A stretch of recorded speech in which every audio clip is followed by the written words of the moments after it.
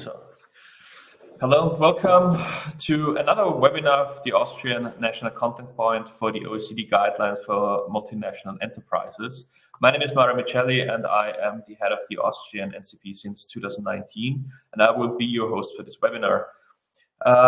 Before we hop into the webinar, please let me shortly introduce the Austrian NCP, the OECD Guidelines, and why we're here today. As you know, the Austrian NCP is pretty active in the last years in creating webinars related to the OECD guidelines. And the OECD guidelines are the most comprehensive, for everyone who doesn't know, the most comprehensive international standard in the field of responsible business conduct. And they contain recommendations from governments to businesses on how to act responsibly in international business operations.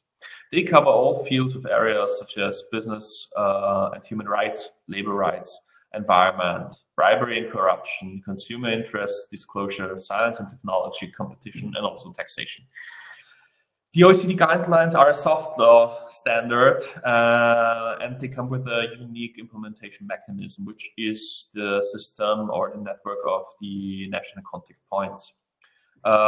Every member state of the OECD and every state who has joined the investment declaration has to set up, or is legally obliged to set up national contact points.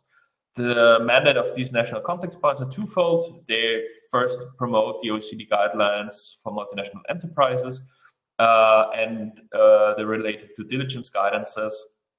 And second, they handle cases, so-called specific instance, as a non-judicial grievance mechanism. To date, 51 governments have joined the OECD guidelines and the investment declaration, or are OECD member states. So let me come to the main topic of today, which is due diligence in the agricultural sector, and to explain first of all the work of the OECD in the field of due diligence. Due diligence is the process enterprises should carry out to identify, prevent, mitigate, and account for how they address the actual and potential adverse impacts in their own operations, in their supply chains, and with other business relationships. This is recommended by the OECD guidelines for multinational enterprises, and it's also very interesting or very crucial with regards to upcoming and existing regulations, such as the CSDDD or the deforestation, for example. And today we will focus on a specific, maybe lesser known, but nonetheless important due diligence guidance document, the OECD FAO guidance for responsible agricultural supply chains. And the work of the OECD and the FAO in this regard is very important to put more light on how to actually do due diligence in practice.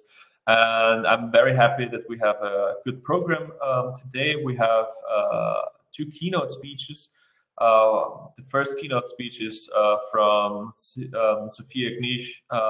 She's sector lead in the agricultural supply chains in the OECD. And Tomislav Ivancic, he's lead advisor for responsible sourcing and agricultural supply chains and the FAO. The second keynote will be from Imka Schumann from Natur. At the moment, we are still working on some technical issues, but we will hope to see her, to hear her presentation.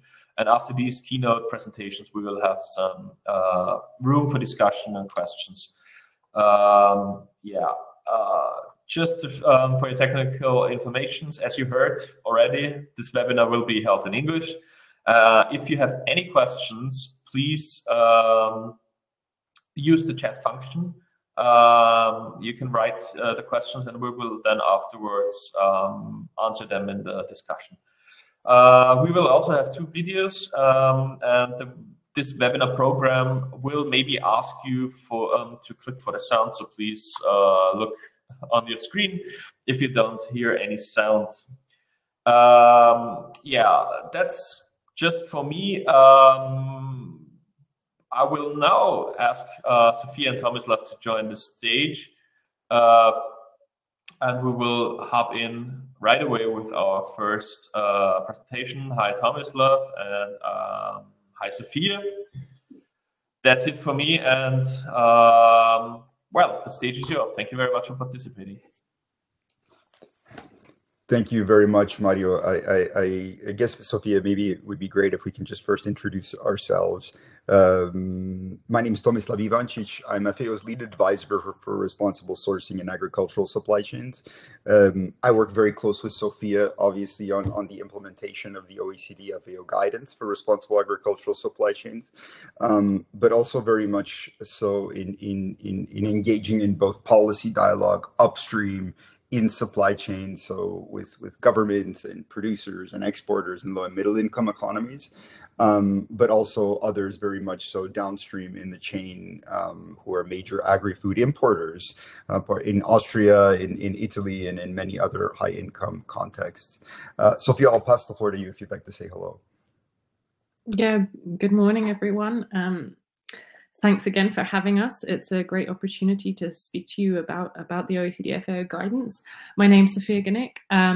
As mentioned, I lead the agricultural sector work at OECD's Center for Responsible Business Conduct. I work very closely with Tomislav on a number of the elements that he just mentioned. Just to note that I joined the center to work specifically on environmental issues a couple of years ago, and only transitioned recently, well, I say recently, it's almost a year ago now, but time flies, into the role of leading the agricultural sector program. And I come from an agricultural and environmental background with a specific focus on deforestation, and was very happy to have joined at a time when we were developing a handbook on deforestation and due diligence. And I think this may be a topic that is of particular interest to companies at the moment, given the current climate. So just to note that this is an area that we'd also be happy to discuss and we'll be touching on in our presentation. And I'll leave it there for Tomislav. Thank you so much, Sophia. So colleagues, I'll just jump into it and first start with kind of an introduction of why are the OECD and FAO interested in these topics? You know, we're not companies, we're not governments. You know, what is our role here, and you know, what added value do we bring to the conversation, really? So, you know, I guess first to introduce or to frame the conversation, we kind of need to take a step back and understand a little bit about the food dynamics that are taking place around the world, right? On the one hand, we have a rising demand, a growing global population, particularly in low and middle income economies, right? We see large population growth, and as a result, we see a very important and rising demand for food, right? We need to feed the growth of this population in different contexts. But within that as well, we also see differences between what kind of food is needed by whom and where, right? In high income economies, including in the context of Austria, you know, there are certain imports that are very key and important for consumers, right? It's less of an issue of food security in Austria rather than you know, food demand for certain particularly specialty or other commodities that are common on the market, right? And that form a part of everyday consumption. But you know, these drivers of demand and supply have impacts on people and on the environment halfway around the world, right? And the origin of where they come from. And our role, both at the OECD and the FAO, is to really understand these dynamics a little bit more, right? And to identify and prevent harm in global supply chains, right? By providing guidance and support therein to all different actors, both upstream and downstream, to work with a whole set of actors along the chain, right?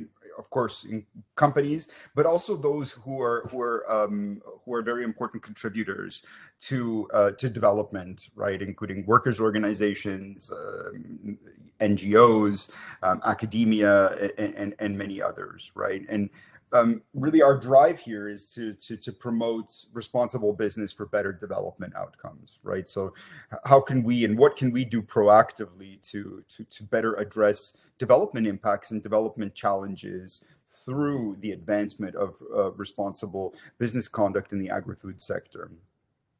So, as I mentioned here, our role is to really make a positive contribution to environmental and social progress with a view to achieving sustainable development, right? And to address adverse impacts, both environmental and social, in the chain within the own activities of a company, but also those that they're associated to through the context of sourcing. As we know, and as we'll see, agricultural supply chains are extremely complex, right? And the relationship between adverse impacts along those lines can be very challenging for companies to understand, particularly if they sit in Vienna and Salzburg, to understand what's going on all the way upstream, halfway around the world, right? So our work really drives conversation and helps companies along the chain address some of these issues in a more coherent light. Now, our work also responds to a growing global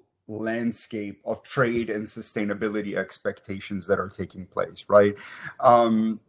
This is a graph that I regularly try to keep updated, but the amount of legislation that's being introduced each year is growing to such a pace that I struggle to keep this graph both A, updated, and B, I'm running out of space in terms of allowing and referencing those different legislative movements.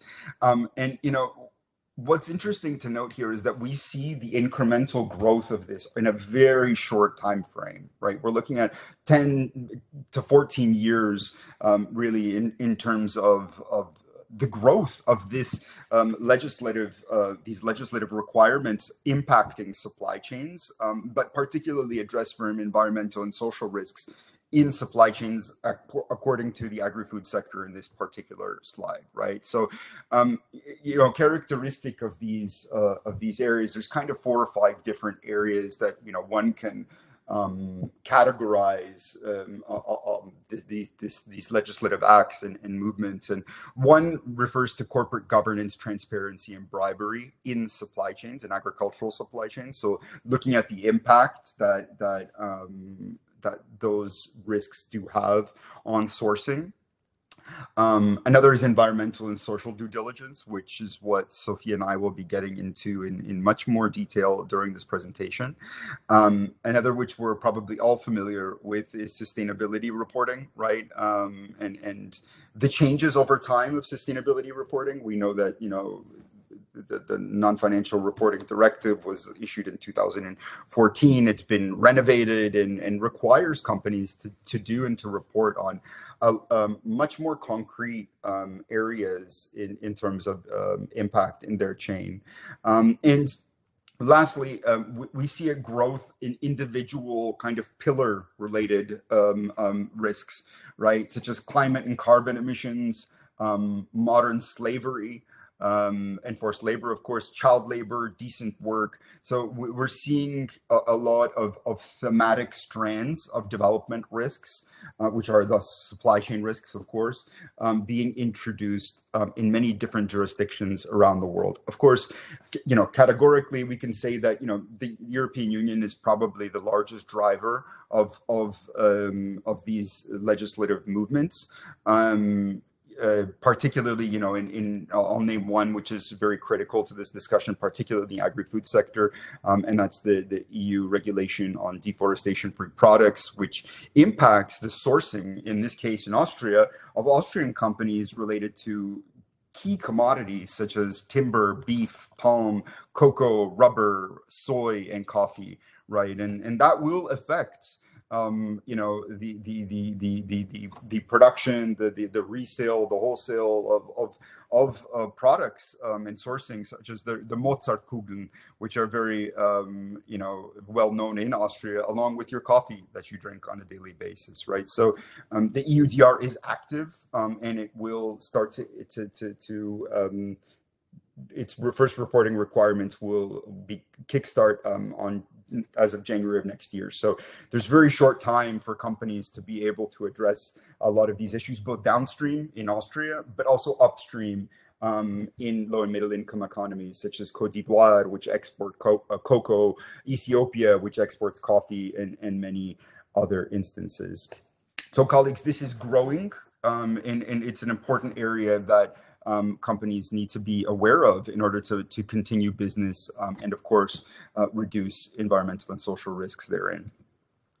So particularly from low and middle income context, I often hear that, you know, these are very dangerous issues and you know, they are trade barriers in many ways, and you know, it's a challenge to continue business. And you know, I very much agree that it's challenging, and you know, it requires companies to do and to think about areas that they previously did not have to think about, right? Oftentimes, or previously, outsourcing environmental or social risks was common, and still is common, to auditors, to third-party providers, and thus taking away kind of the responsibility of internalizing risk within a company and expecting others to tell you what your risks are, and kind of do the due diligence required for that activity. And that's changed now through the introduction of these the legislative acts that I showed in my previous slide. And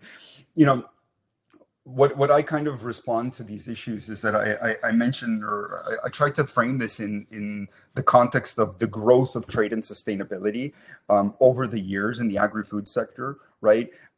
There's always been requirements from actors in the chain, right? That requires them to certify, that require them to do more, to reduce various types of impacts, et cetera, right? And this is a growth of many of those different stages in export and global trade, right? And you know, first we can go back to the 1960s, right, and consider food safety standards, right? The Codex Alimentarius, which was driven by the FAO and the WHO, right? And the requirements that set the norms for production, agricultural production and export regarding food safety standards, right? And these were the global norms that were introduced by importers in the United Kingdom, for instance, and later in many others, that drove those requirements and that asked upstream producers to meet certain standards in order to ensure that the food that they sell in their own countries,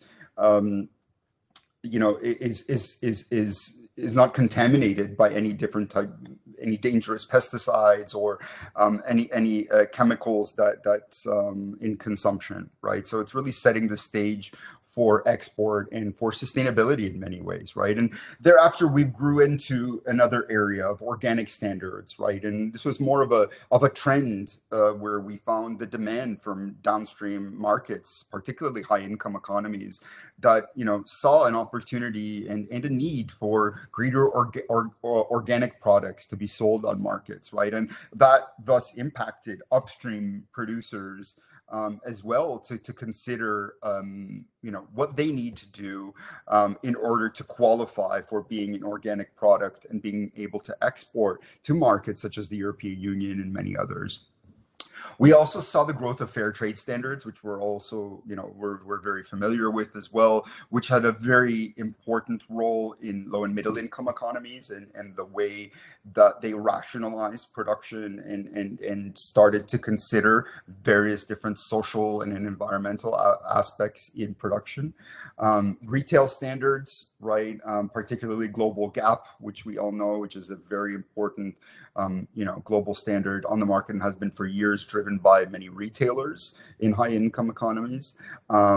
Multi-stakeholder initiative standards, such as many of you may be familiar with or use the services of, for instance, the Roundtable on Responsible Palm Oil, RSPO. Also, you know, in the soy sector and in many others, there are these multi-stakeholder cooperation platforms that you know, do provide a certain degree of certification that many companies have involved themselves in over the years. And lastly, we see this growth of responsible sourcing and management standards. So the integration of due diligence into a company as a requirement, instead of relying on, as I mentioned before, external certification and auditing processes, right? So really taking on the responsibility of social and environmental risks and working with suppliers along the chain to identify and prevent adverse impacts therein. So a key kind of driver of this is the OECD FAO guidance for responsible agricultural supply chains. And, a driver is in helping companies rationalize risk within the context of due diligence in the agri-food sector, which Sophia will get into in a moment. But I'm going to show you a little video here as an introduction to the OECD FAO guidance and really illustrate what its approach is to reducing risk. As an important note as well, the OECD FAO guidance is actually referenced in some of the legislative movements that I showed before on that graph as the agri-food standard for companies. So it's not only a publication or something that sits on your shelf, but it's actually a requirement in many different contexts now for the implementation of due diligence in areas such as considering deforestation, considering other larger environmental or social risks, etc. So the framework is really quite important for companies to understand, above all in Austria in this context. Alexander, if you can please play the video. Thank you. Today, agricultural supply chains are more extensive than ever. Food crosses countries and oceans, moving from producers to retailers to consumers. These dynamics create millions of jobs around the world, critical for livelihoods, economic growth, and development. They also help developing countries access markets, inputs, finance, and technology, and contribute to diverse and healthy diets worldwide. However, at times there can be harmful impacts along the way that can take place from the farm to your table. Globally, the agricultural sector contributes up to 25% of all greenhouse gas emissions, uses approximately 70% of freshwater resources, accounts for 70% of child labour, and is a driver of global deforestation, accounting for up to 73% of tropical deforestation. Businesses in the agricultural sector have an important role to play in addressing these issues. The OECD FAO guidance for responsible agricultural supply chains is the global standard for responsible business conduct in the agricultural sector. It introduces a 5-step framework for risk-based due diligence to support companies in managing risks while contributing to development. Step 1. Establish strong company management systems. Step 2. Identify, assess, and prioritize risks in supply chains. Step 3. Design and implement a strategy to respond to risks. Step 4. Verify supply chain due diligence. Step 5. Report on supply chain due diligence. Preventing and mitigating risks can help promote inclusive and resilient growth. Doing business responsibly today builds a better future for people and our planet.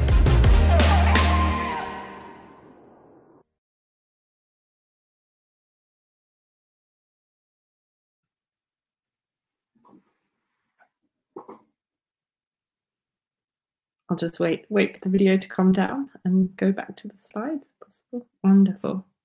Thanks very much. So yeah, as Thomas Lapp mentioned, I'm going to go into a bit more of a deep dive on the guidance itself, which is an instrument that, as mentioned, is co-owned and really overseen by both the OECD and the FAO. The guidance was launched in 2016 following a 2-year multi-stakeholder consultation process, and it has since become the leading global framework on due diligence for agribusiness and investors. The guidance is particularly special because it incorporates existing international standards on responsible business conduct, which include not only the OECD guidelines, but also the UNGPs and the ILO M&E declaration. And as Thomas Lapp mentioned, it's increasingly being referenced in due diligence legislation around the world, such as the EU CSDDD, but also the farm to fork strategy.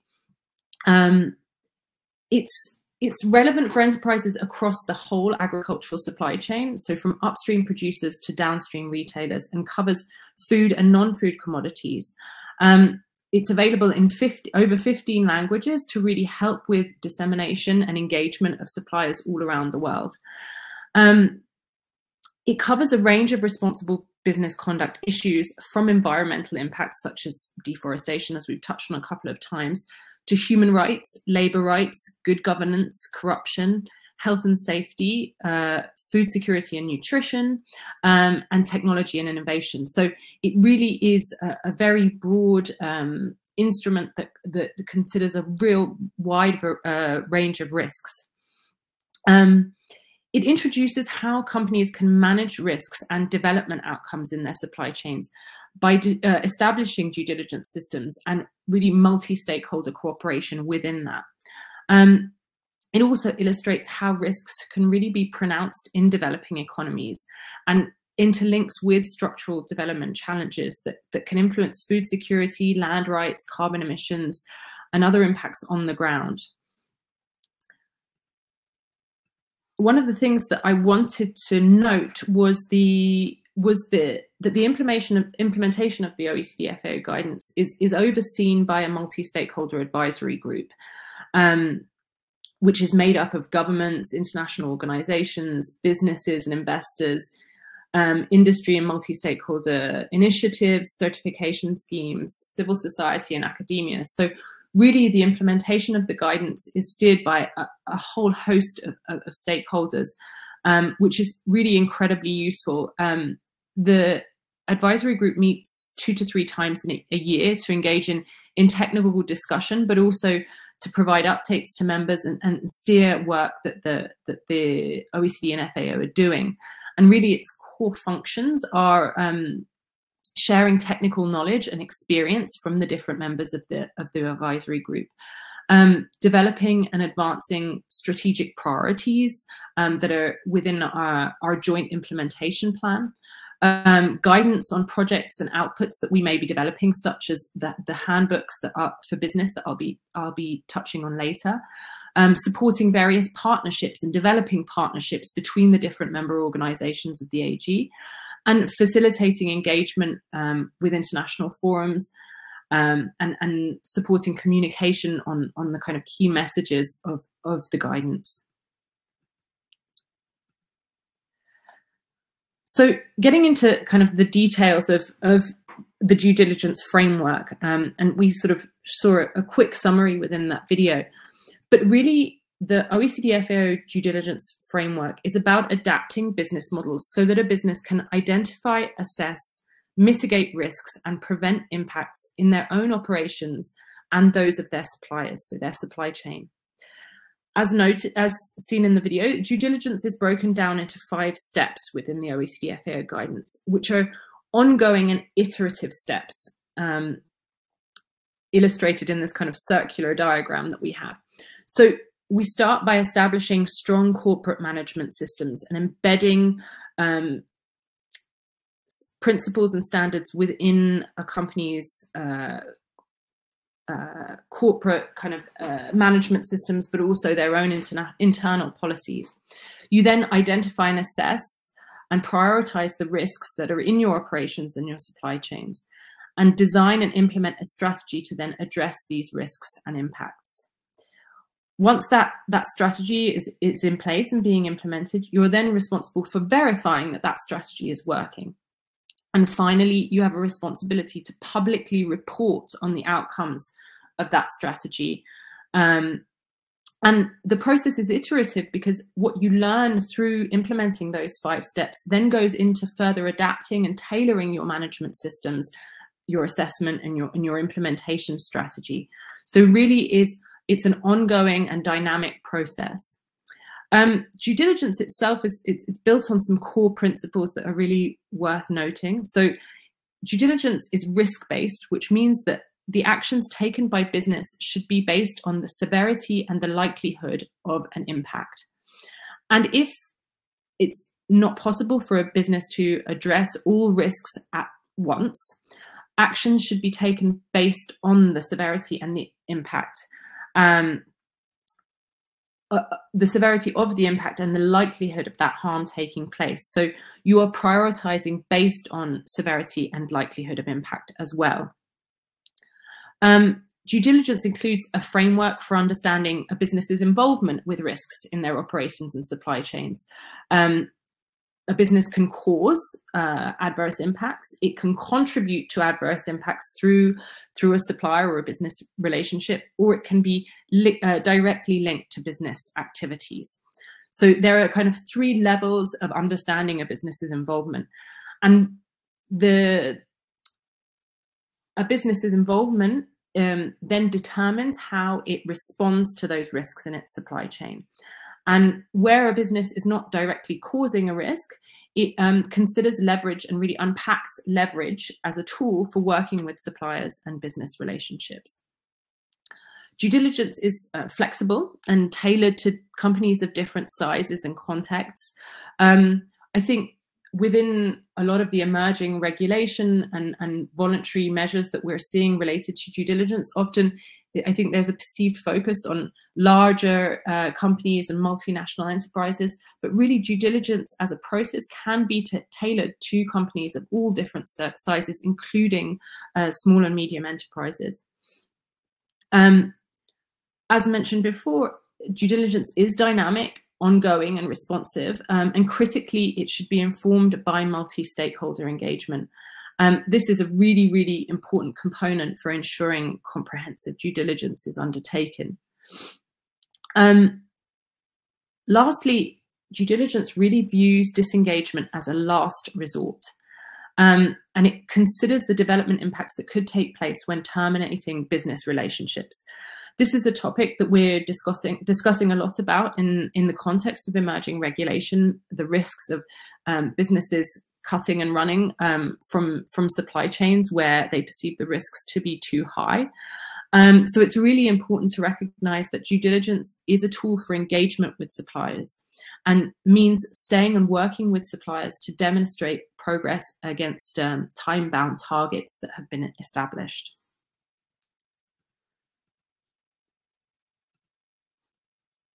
So as I mentioned before, due diligence really applies a comprehensive approach to risk management, which means addressing risks and development impacts along the whole of your supply chain. So from production through to aggregation, processing, and distribution. This means understanding the risks and impacts beyond your tier 1 suppliers, along your supply chain, but also extending that due diligence to business relationships, such as subcontractors that may be involved in your supply chain. Now, the broad scope of this has implications for the risk assessment process conducted as part of due diligence. Given the breadth of most companies' supply networks, full traceability for all suppliers and inputs would be almost impossible. So as such, OECD's due diligence, OECD and FAO's due diligence standards don't expect full traceability for the whole supply chain, but instead there's an expectation for companies to carry out risk scoping along their supply chains to understand where the most severe and likely risks lie in their supply chains. And once the most salient risks have been identified, then businesses can conduct a more thorough mapping of suppliers and business relationships and the risks involved. So really the risk-based approach comes in here as well in terms of ensuring that the due diligence is practical and feasible for companies that are undertaking it. It's important to note here that there's an emphasis on an outward facing approach to risks. So this is an approach to risk that goes beyond risks that are financially material to the business and looking at risks where the business may create for people, the environment, and society through its sourcing practices. So it goes, just to kind of emphasize this, it goes beyond what may be a risk or material risk to the business, but looking outward and externally at what risks that business may create. So to help business implement their due diligence processes, OECD and FAO are continuously developing new resources and tools. And we recently published a couple of different handbooks on due diligence in the agricultural sector. The business handbook on due diligence in the cocoa sector, which looks specifically at child labor and forced labor. And then the OECD FAO business handbook on deforestation and due diligence in agricultural supply chains. We also have an upcoming handbook on living income and living wage that bridges both the garment and agricultural sector that we're hoping would be published later this year. And really these handbooks provide clarity on how to operationalize existing OECD FAO recommendations on due diligence for specific risks and promote a common understanding of those risks and impacts in supply chains to help companies meet emerging government due diligence measures as well. The handbooks were developed as part of kind of lengthy multi-stakeholder consultations with governments and business and civil society and NGOs. They contain really practical information, tips and examples to implement due diligence, and they reference existing resources available to companies that can be used to support due diligence. What we're seeing is that some of the recommendations within these handbooks are often in instances transferable to other sectors. For example, some of the recommendations and support contained within the handbook on child labor and forced labor in the cocoa sector has been picked up recently by the wine sector that have been looking at similar issues of forced labor within their own supply chains. And we're seeing increasing demand for these types of resources in light of emerging due diligence recommendations. But it's really important to note that these handbooks will never specifically address requirements of one regulation or another, but would support companies in embedding a really comprehensive due diligence process into their business operations. So it will get you 90% of the way there, but depending on which jurisdictions you're operating in, there will be specific requirements under those individual regulations. And just to go a little bit more into detail on the OECD FAO Business Handbook on Deforestation and Due Diligence, this was born out of an OECD FAO pilot project, which was held in 2018 and 19, where many companies who participated requested a specific tool to address deforestation. We had input from a multi-stakeholder working group of over 60 members, including both downstream and upstream countries, and downstream and upstream companies, and also was part of it. It went through a public consultation in July 2022 as well. So it really had a lot of very varied input from different stakeholder groups to develop it into the most useful kind of tool it could be. So the handbook is based on the 5-step OECD FAO guidance framework. It's one of the only resources that's really focused on implementing due diligence applied through a deforestation lens.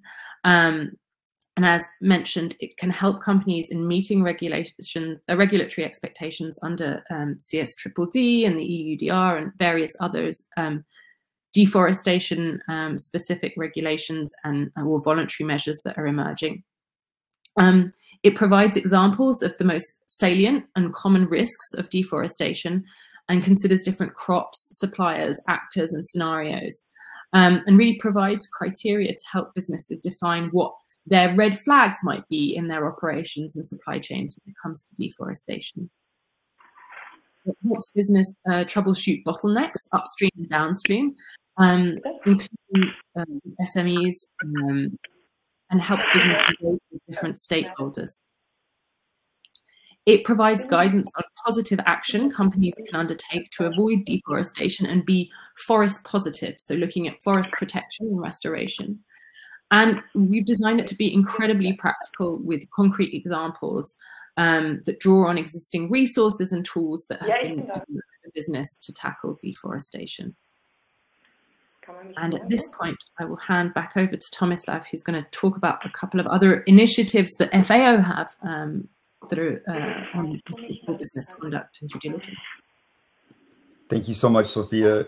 Colleagues, I'm being a little bit interactive and responding to some of the questions at the same time in the chat. I hope that's okay with all of you. So, you know, going back to the kind of final leg of the presentation, you know, this is a lot in terms of action and activities, and what the FAO does is that, you know, our approach is you know, multiple. As I mentioned in the comments, we also have a very important track on food loss and waste, which is another issue when we talk about supply chains, right? And that's more of a, you know, it's a different type of risk focus. It's extremely important, right? But it's not the core of what we're talking about here. However, when we talk about the commodity sourcing, environmental and social risks, etc., there's many different areas to consider, right? And for us, one of the biggest, looking at the chain and looking at where risk is concentrated, we know that, you know, the probability is that the risk will, you know, the most salient risks will not really take place in Romania or in Slovenia, etc., but they often take place upstream in very difficult sourcing environments and low and middle income economies, right? So what we have done is we kind of try to take a commodity approach to it, right, and working with different actors. And one example is the World Banana Forum. It's the largest and most important multi-stakeholder platform in terms of banana production and exports, which is a multi-million euro business, as we know, which is full of risks as well, in order to feed the demands that not only the Austrian market drives, but also the United States, you know, Belgium, many other countries around the world. And we work with producers, exporters, NGOs, many different actors to understand issues such as, you know, or implementing due diligence and addressing salient risks in terms of occupational safety and health, greenhouse gas emissions, many other different aspects in the chain. You know, so that's definitely a link we can send to you thereafter if you'd like to know a little bit more about how you can engage with banana sourcing. This is particularly useful for many retailers in Austria. But also we do the same in other commodity sectors, right? Particularly in tropical fruits, which is, you know, we can understand the whole demand that's behind the driver of risk, right? And particularly in this case, we look at pineapple and avocado production and trade, right? And we apply the same logic and the same approach of working with producers and exporters upstream to be able to really de-risk a lot of their operations and allow better communications with downstream importers in Austria and in many other different contexts. Colleagues, we'll end up our presentation here with kind of just a few discussion points. We don't need to focus on this. It's just something that we thought could be helpful to maybe drive some dialogue with everyone here. But I can see from the chat that we'll have enough to talk about even without this question. So, you know, a basic question is, like, what does your due diligence look like right now, right? And how do you work with different stakeholders to inform your risks in the chain? You know, considering the mountain of legislation that is coming within the next year to 3 that will impact really Austrian companies and, you know, their suppliers upstream as well. We understand that companies, even as Sophia mentioned, from large multinationals to small companies and traders, will have a different approach to this framework as well, of course. And, you know, companies are at different stages in their journey as well, right? Some may be very lucky to have a team of, you know, 10 sustainability professionals, where others don't have that luxury, right? And thus they need to adapt their due diligence to their own realities. So I'll pass the floor back to Mario, but we're happy to answer any other questions as well. Thank you very much. Thank you very much for this great presentation. We will have plenty of time for after this discussion, so thank you very much at this point. I will kick you off the stage, please don't be for the next presentation, so see you later. And thank you very much once again. And we come now to Ms. Schumann from Natura. We had to work a little bit around the technical issues. We have her now via telephone. And just my first question, Ms. Schumann, can you hear me? Yes, I can hear you. I hope you can hear me as well. Very loud and clear, so that's great. So unfortunately, because of this technical issue, we won't be able to have you at the discussion, but fortunately, we can have this presentation from your side. So the stage is yours, please. Okay, thank you so much. So a wonderful morning to everyone. I'm very sorry because of technical problems. So I cannot see you, nor you can see me, but let's try our best to make the best out of this presentation. Before I start, just let me introduce myself briefly. My name is Umsetzung Schumann. I have been responsible for Natura in Austria and some surrounding countries for over 8 years now.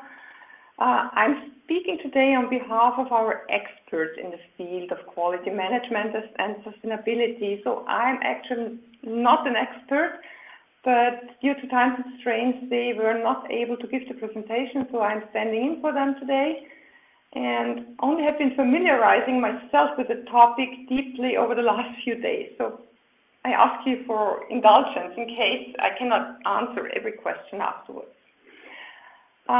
What I can assure you is that Natura is a company that has been acting in a socially responsible manner in every respect for 40 years now. So this is deeply rooted in our DNA. We do things that we consider meaningful, not only when they are imposed by law. So, Konstantin, could you go to the next slide? Thank you. Let me briefly explain what I will be talking about in my keynote today. So first I'll introduce Natura, including our vision, mission, and corporate principles, why we are as we are, or why do we act as we act. Then I will briefly explain what obligations arise for companies as a result of the Corporate Due Diligence Obligations Act, and how Natura is dealing with this issue. And then I will talk about the We Care label and explain how it interacts with the corporate due diligence obligations. Could you move on, please? Natura is a company that wants to create something meaningful for both people and nature. This rather drives us than maximizing profits, as our goal is to provide services that benefit people. So the idea behind is that our founder, Götz, who was in his 30s when he had a clear vision of wanting to do something meaningful.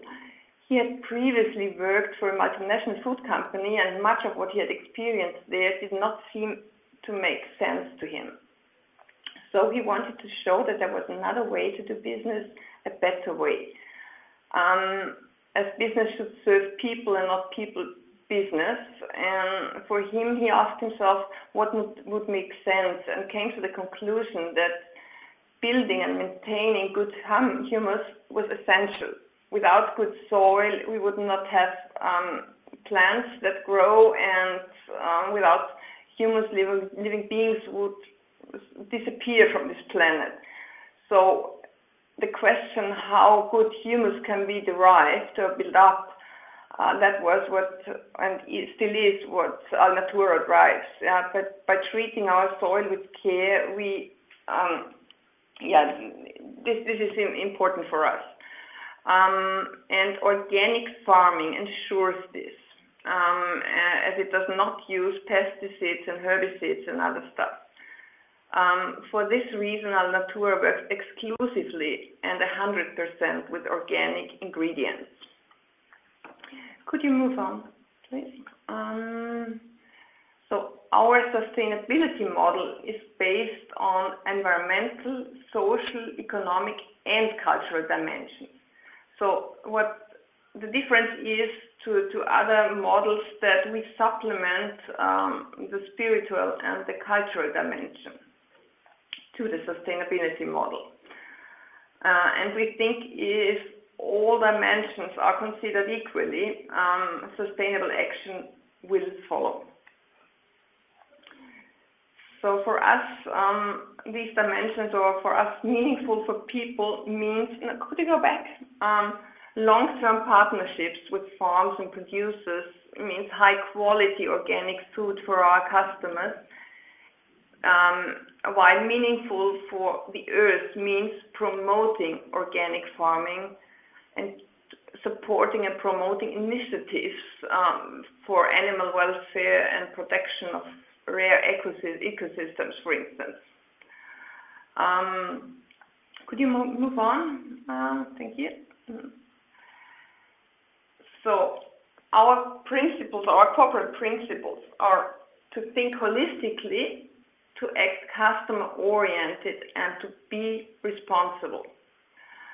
So every employee is encouraged to look at things from a holistic perspective and act responsibly in everything and every way. So I'll come to the mission. Next slide, please. So our mission is that we want to offer the best organic quality at the lowest possible, or the best price. This seems quite, as it couldn't work. But we have very high demands on the products, and we assure a certain quality, which is far more than just organic. And we want to create this quality to the best price possible. So we have to work very efficiently, because our mission is that we enable many people to have access to good organic food. Because this is the only way we can achieve our goal that 100% fields should be grown and cultivated organically. So just to give you some examples of what good quality means for us, it's a lot about transparent quality, so make a clear declaration, a full declaration, also to take responsibility. Many years already before obligations or the law forces companies to do so, we required that raw materials from high-risk countries comply with recognized social standards. We also have our own external quality working group. Every product idea has to pass this and is tested by independent professionals, and if they have a veto right. So in case it does not comply, the product is not going to be launched. So you can imagine our product managers, they won't like this too much. Next slide, please. For us, sustainability does not end at the products. It's also important for us that our sites are built up accordingly. So now you can see on the picture the Alnatura campus. It's in Darmstadt, and it's a climate neutral building with a ramped earth facade. So it's there is a ground duct for pre-tempering this open space building. We have been awarded the German Sustainability Award for architecture, and the whole area includes approximately 55,000 square meters that are freely accessible to the public, and there is a vegetarian restaurant on it. We have a public kindergarten on it, and there are also cultivation areas for rent, like school gardens, or where you can build your own veggies. Same if you move to the next slide, you can see our logistics center, which is a bit more south of Darmstadt in Lorsch. So that is the largest wooden high bay warehouse. At least it was the largest one in 2014. I don't know if somebody else did something like that. So it can accommodate 32,000 pallets, and we have replanted trees for the entire amount of wood that was used in this building. Of course, PEFC certified wood. So when our founder was initially told it was a timber construction that was not possible to be built, for him this was just an incentive. So it can't be done is something that he won't accept. So, and today we have this beautiful warehouse, which is quite very pleasant, very quiet due to the timber construction, no rattling, no echoing like in other warehouses, and especially it does not need to be air conditioned in winter or summer. Also, we have chocolate and other quite sensible goods in there because it's slightly sunk into the ground and is tempered by an underground water arm. Yeah, about 500,000 pallets enter and also exit the warehouse through the year. So if you move on to the next slide, just to show off, Alnatura is regularly awarded different prizes and awards for various fields of activities. So for instance, on this slide you can see the recognized sustainability awards we've got. So the last one this year in the category businesses in the food and semi-luxury food industry. And at this point I would stop talking directly about Alnatura. I would now move on to the next slide and talk a bit about what is due diligence, what is the Due Diligence Obligation Act all about, and what are companies obliged to do, and what does this mean when dealing with manufacturing partners. Please move on. The German Supply Chain Due Diligence Act came into force in January 2023 in Germany. I'm not talking about Germany, as in Austria. As far as I know, there is no act published yet. So before this, there were already some intergovernmental agreements in place, some guidelines for states and businesses, such as the UN guidelines, for instance, on business and human rights. The aim, of course, was always to improve the international human rights situation. The difference now is that the CDDO oblige companies along the entire supply chain to ensure they and all their partners comply with human and environmental rights. And that now it affects the entire supply chain. So, by the way, on the picture you see Eleanor Roosevelt holding the United Nations Universal Declaration of Human Rights in December 1948. So, when I talk about the German Act of Corporate Due Diligence Obligations, what does it oblige companies to do? So, it obliges companies above a certain size. So it's not all companies affected, but a certain size. So until January 2024, it was companies with over 3,000 employees were affected. Since this year already, companies with over 1,000 employees are affected. It obliges companies with regard to human rights and environmental violations. So it takes a close look at human rights and at environmental violations along the whole supply chain, and it's about avoiding violations. The goals are, of course, the protection of the environment and human rights in the supply chain, the improvement of the international human rights situation, and to regulate corporate responsibility for compliance with human and environmental rights. So last year, Alnatura would not have been directly affected until the end of the year because we have around 3,000 employees. But as by this year, this already starts with 1,000 employees, we are, of course, directly and definitely affected. And this is quite essential to keep an eye on. Of course, all our small suppliers are also affected, even if they were not affected, but when they deliver to us, everyone actually is affected by the law. Then there is a difference now that violations of the Act, they lead up to a penalty of up to 2% of the annual turnover. They could lead to. I mean, for Alnatura, the issue, as I already told you, is not a new topic. It has a quite a long history for us. But the recognition and respect of human rights has always been important for Alnatura. So we also have our own Alnatura Declaration of Principles on Human Rights. We are really committed to comply with international human rights standards and already have done that long before the corporate due diligence obligations are now set in place.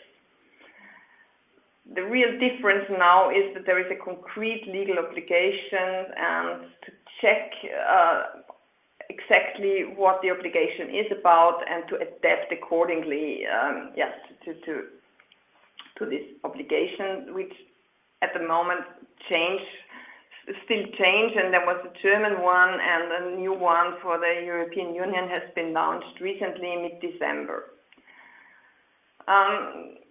Just a brief overview, if you would like to go to the next slide, please.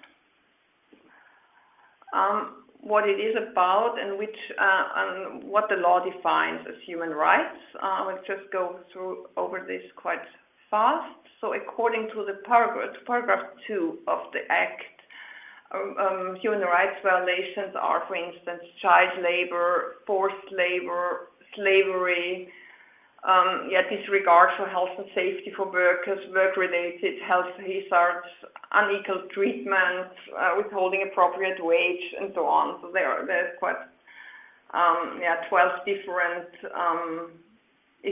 topics covered in here. These were the human rights risks we have to keep a close eye on. And if you move on to the next slide, we have summarized the environmental risks according to, this should be paragraph 3 of the due diligence obligation. Sorry, there's a mistake in here. And to summarize, this is a quite great, in the law, this is described in quite some detail. So I have tried to briefly summarize the most important statements here. So it's basically about the ban on the use of mercury and mercury compounds, and also the treatment of mercury waste. It's about a ban on defined chemicals and the export and import of hazardous waste. This is, these are the main topics. As a food company, these are very specific regulations. These very specific regulations, they do not affect us directly. So we don't use chemicals, hazardous ingredients. So that's why the human rights in this case is, for us as a food company, more important. If you move on to the next slide, I will show you a summary of what the Act of Corporate Due Diligence Obligations means for companies. So what do companies have to take care of? Now we have to establish a risk management. So within the organizations, it's about establishing internal company responsibility. So get the whole company aware and define where actions have to be set. It's about carrying out regular risk analysis. It's about issuing declaration of principles. And within the law, it's also necessary to have a system how to prevent violations and how to remedy them. You also need to establish a complaint procedure, and the law also comprises a due diligence in relation to indirect suppliers. So it's not just your own suppliers, but also the suppliers of the suppliers. And this needs quite substantial knowledge. And of course, everything has to be documented and reported. Constantine, would you be so nice to move on?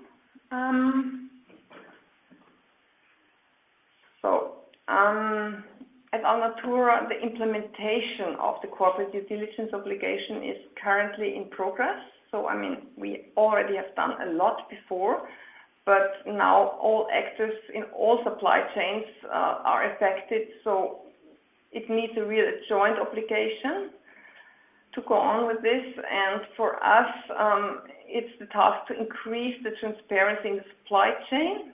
And it's really important that for the manufacturers to know that the issue is being addressed at the company and of course also at Alnatura,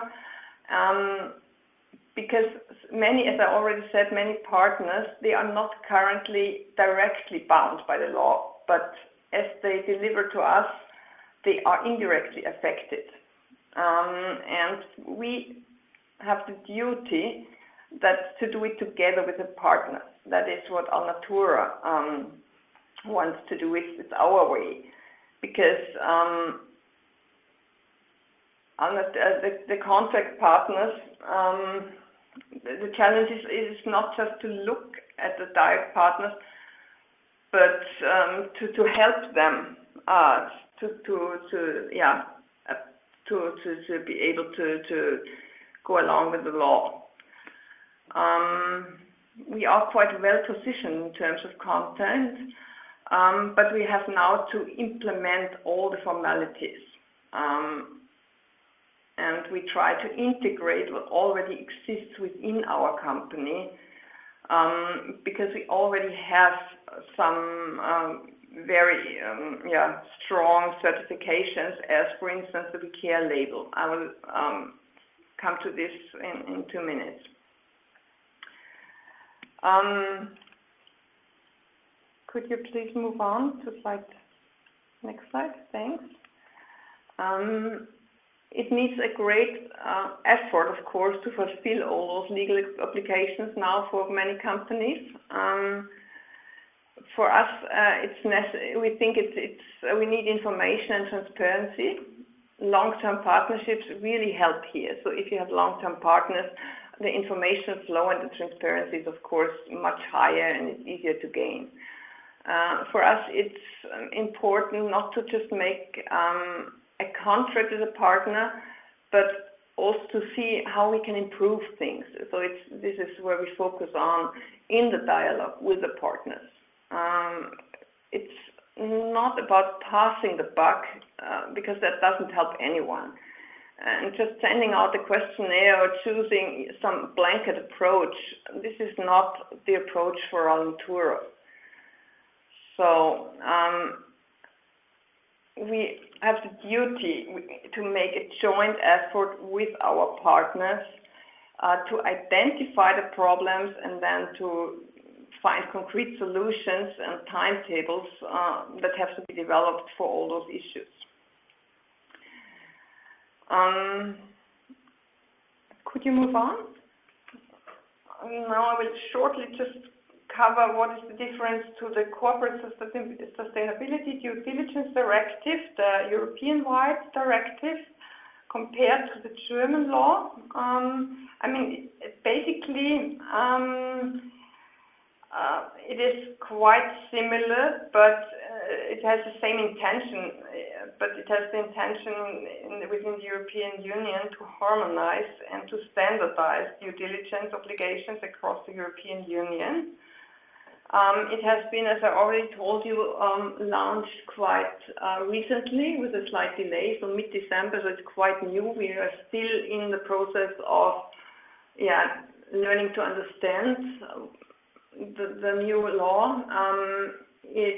We assume that the German one will be now even stronger and will get stricter within the next months due to the European directive, because the European directive, of course, must be transposed into national law over the next 2 years. in Austria, as far as we know, there has no Supply Chain Due Diligence Act yet been published, but I assume this will follow quite soon. As Alnatura has already taken responsibility along the supply chain before the law obliged us to do, because it was, as I told you, in our rooted in our DNA. We are already certified with the We Care label. So please move on. And to start with, I would just introduce the We Care label to you. And it's a certification. So We Care is a certification that proves that Alnatura is committed to its responsibility along the supply chain, and that we stand up for social and ecological justice. We Care shows that a company acts in a holistically sustainable manner along the supply chain and also at its own sites. This label is open to all food companies, and as a company you have to fulfill certain requirements, but of course this label also helps you to show that you are already active in this field, also to show what you're doing there, and you can show it in case of that you go along with these issues. Konstantin, could you now play the short film for me? That would be great. Wissen Sie, wie viel Fairness in Ihrem Bio-Einkauf steckt? Bioprodukte sind beliebt und werden immer günstiger. Wir finden, gerade die Menschen in den Ländern des globalen Südens sollten dafür nicht den Preis zahlen. Deshalb tragen wir seit über 35 Jahren Verantwortung entlang der Lieferkette vom Ursprungsland bis ins Regal. Und auf diese Verantwortung haben wir jetzt Brief und Siegel. Als eines der ersten Unternehmen weltweit wurde uns der We Care Standard verliehen. Das neue Siegel für ganzheitlich nachhaltiges Handeln entlang der Lieferkette. Verliehen vom unabhängigen Forschungsinstitut für biologischen Landbau, kurz FIBEL. Es werden 4 Bereiche des Unternehmens geprüft. Erstens Unternehmensführung, zweitens Lieferkettenmanagement, drittens Umweltmanagement, viertens Mitarbeiterverantwortung. Konkret heißt das, wir schauen genau hin. Ganz gleich, ob Produkte und Waren aus fernen Ländern oder vom heimischen Biohof oder Acker stammen, wichtig ist ganzheitlich nachhaltiges Handeln entlang aller Stationen der Lieferkette. Von der Erzeugung über den Transport und die Verarbeitung bis ins Alnatura-Regal. Das bedeutet größere wirtschaftliche und soziale Sicherheit für unsere Partner. Und was haben Sie davon? Sie können sicher sein, dass Alnatura als gesamtes Unternehmen Verantwortung trägt. Nicht nur ökologisch, sondern auch ganzheitlich nachhaltig und wirtschaftlich fair. Lassen Sie uns gemeinsam Verantwortung tragen.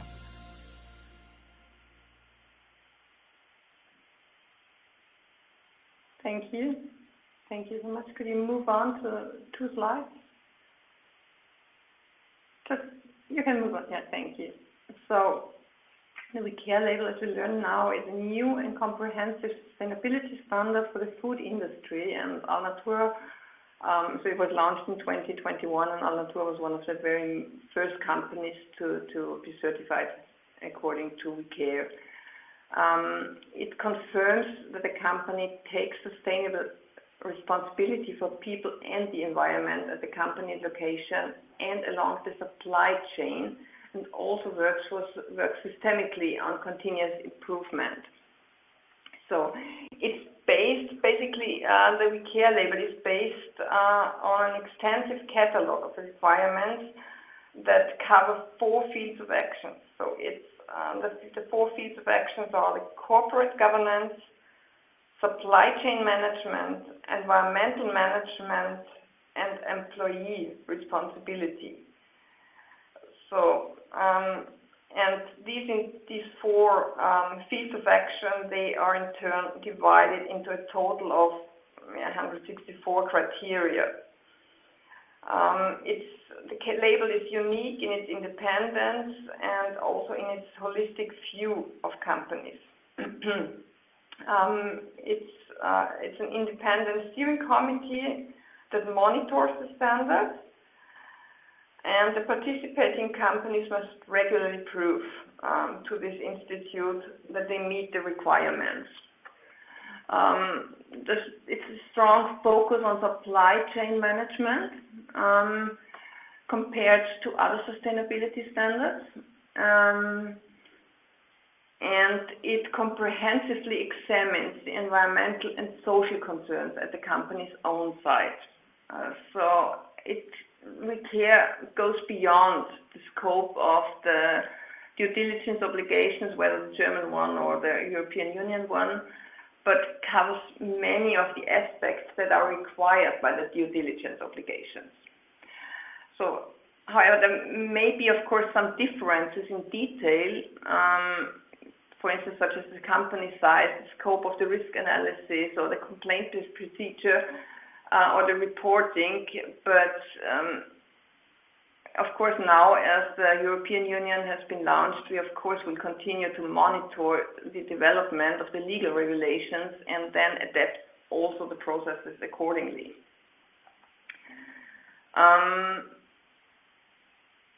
What WeCare can help your company, of course, is to show that your company is already active in this area and is taking the appropriate measures. There are already quite some companies, some food companies certified according to WeCare. For instance, to mention just some of them, Lebensbaum or David or Barnhouse or Bolsener Mühle. Ms. Schumann, excuse me just for interrupting, because I have to look at the time. So in order to have a bit of a discussion, because our other two presenters have to leave, I would ask you please to maybe round up the presentation, and then we can have some discussion as well. Yeah, happy to do so. So we already arrived at the two last slides. So I would ask you to move on to the very last slide. There I just want to point out how the WeCare label interacts with the Corporate Social Due Diligence Directive. Of course, there's a lot of overlap in terms of content, and the assumption of responsibility in the supply chain at company's level is quite identical. Yeah? So dealing with the topic is not really new for Alnatura, as I told you, and it's independent of the law to our company. So that's why we think that WeCare helps you to further goes further than other sustainability standards and help you to apply to act accordingly to the newly launched due diligence obligations. I hope I could provide you with a quite good overview on what Alnatura is doing in this is doing here, and if there are any questions, I can also pass them forward to our quality management and come back to you later on. So as time is quite came to an end. Thank you. So thank you so much. Thank you very much for the presentation. I will now invite Tomislav and Sophia back on stage to have some questions. I think we have a few questions again. Once again, sorry once again for the technical issues, but I see it worked out quite well. So Tomislav and Sophia, thank you very much for joining us again. I've seen you are very active in the chat, Tomislav. You already asked and answered quite a few questions, but maybe to round this up for you both, because you both have follow-up appointments afterwards. maybe some future lookout on the FAO OECD guidance, because I read out of the text that there are a few issues, for example, to animal welfare, which are now included in the OECD guidelines since this year. There's upcoming legislation on the EU level. So what's in for future cooperation from the OECD and the FAO? I think this is a very good question and a very big question. And noting that we only have 4 minutes left, and apologies that both of us have to rush off. I think it's quite a difficult one to answer, but just to say, noting some of the questions in the chat, and we did mention that the OECD FAO guidance was developed in 2016, and that's a while ago now, and as Thomas have mentioned, there are a number of developments, and this is why it's important for us to kind of continue to have our eye on where companies need support in terms of due diligence processes, what issues are coming up, how these, how we can develop specific resources and tools to kind of support companies as and when these kind of needs emerge. The question of updating the OECD FAO guidance has come up again and again. I think at this stage it's too early to say what we might be doing, but just to note that we are aware of the fact that there are potentially some updates needed, and we're in discussions about this. So hopefully to have kind of more information provided at a later date. But yeah, for now, we're focusing on developing resources and tools and handbooks and things like this for a business that can really support in these areas. But I'll hand back over to Thomas.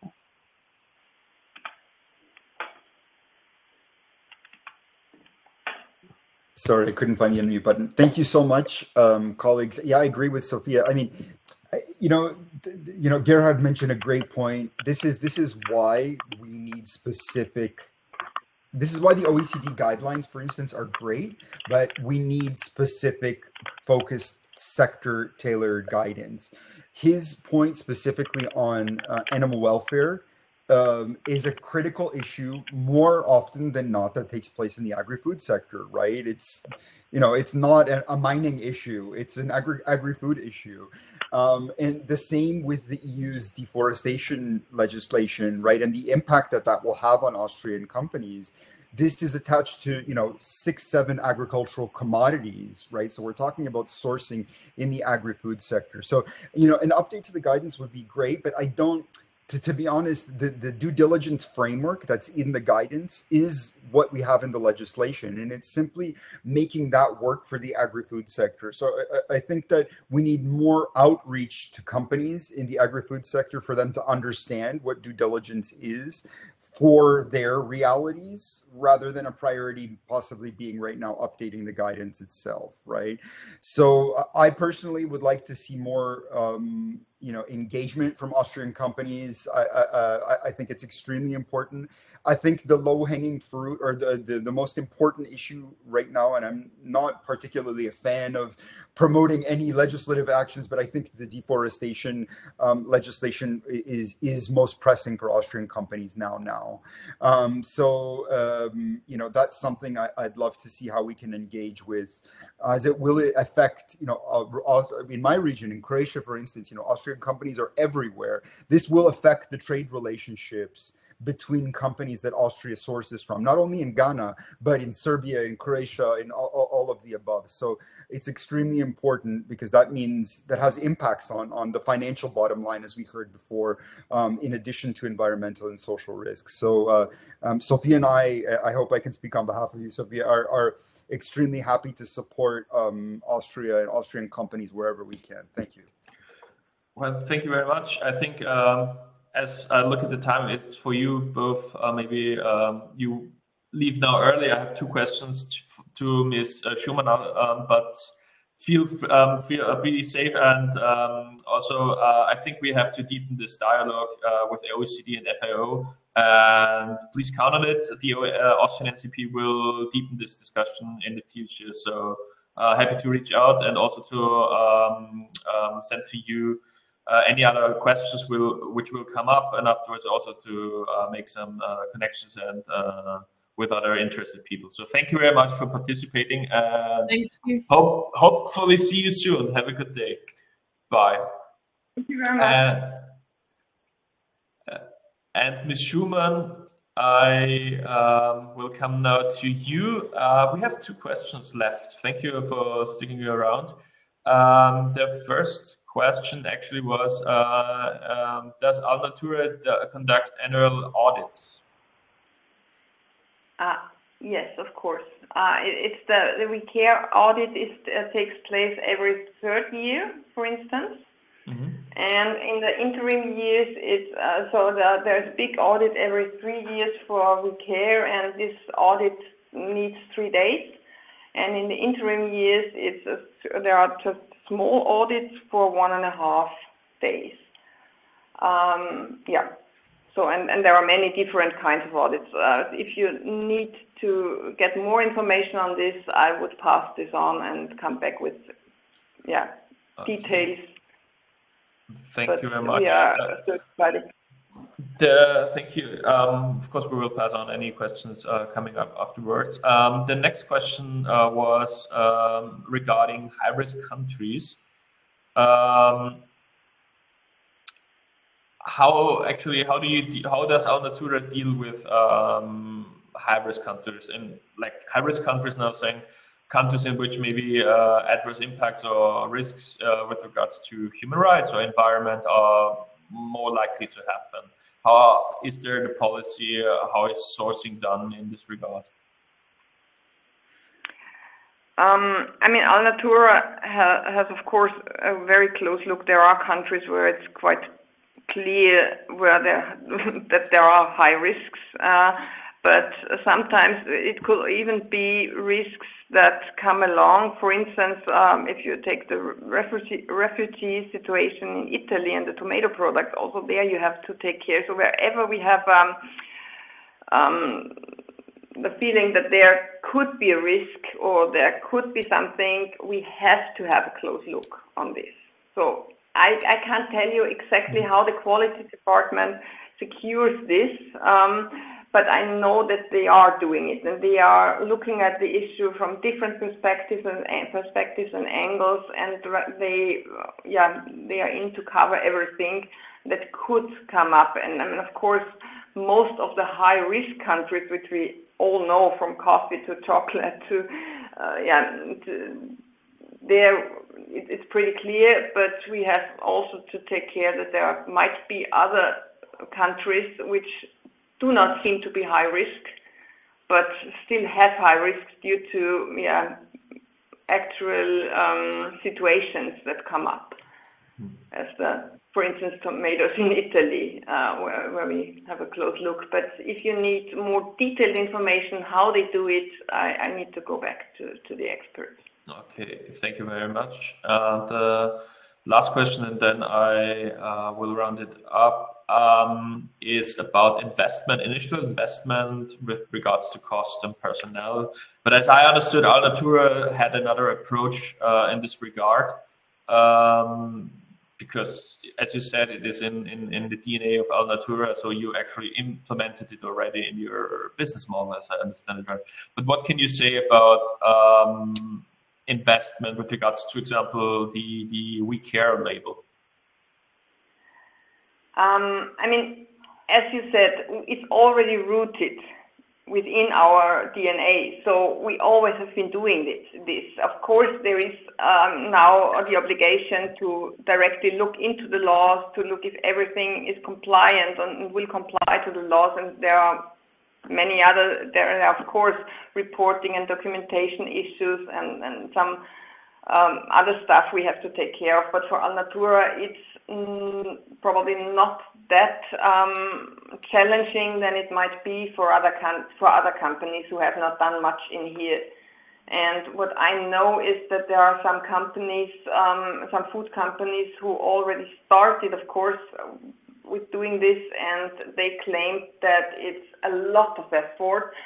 And I mean, there was I did not talk to them directly, but I know, for instance, that Dr. Oetker claimed in a press release that they had 5 employees involved in the project for, I think, 15 months, and there were another 60 employees working permanently just with this core team, and that they estimate that there would be, I think, around 27,000 man-hours required in the future.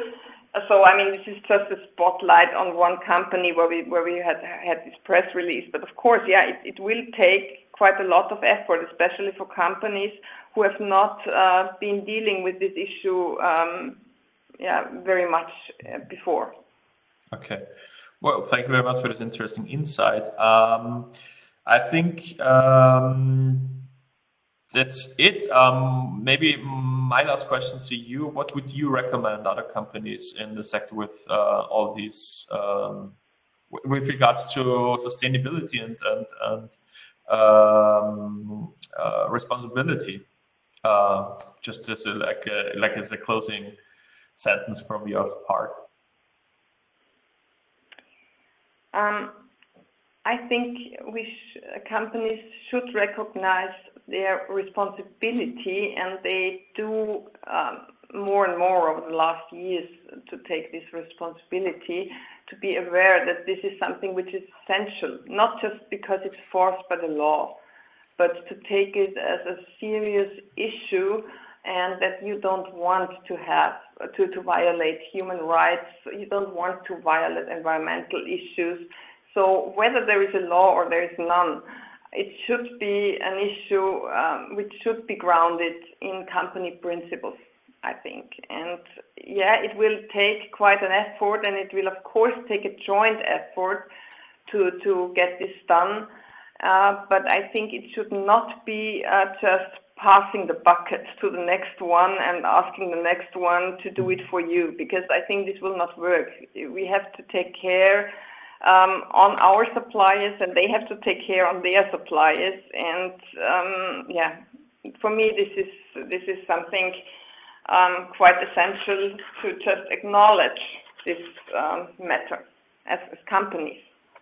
Okay, thank you very much once again for participating today in this webinar. We're now at the end of our webinar. Just as a closing, I think we've seen that this is a very important issue, and it will become more important with future regulation. Just to mention two, the CSDDD or the deforestation regulation.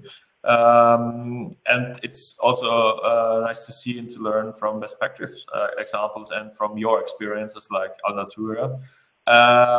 For everyone, we're now at the end of our webinar. Thank you very much for participating.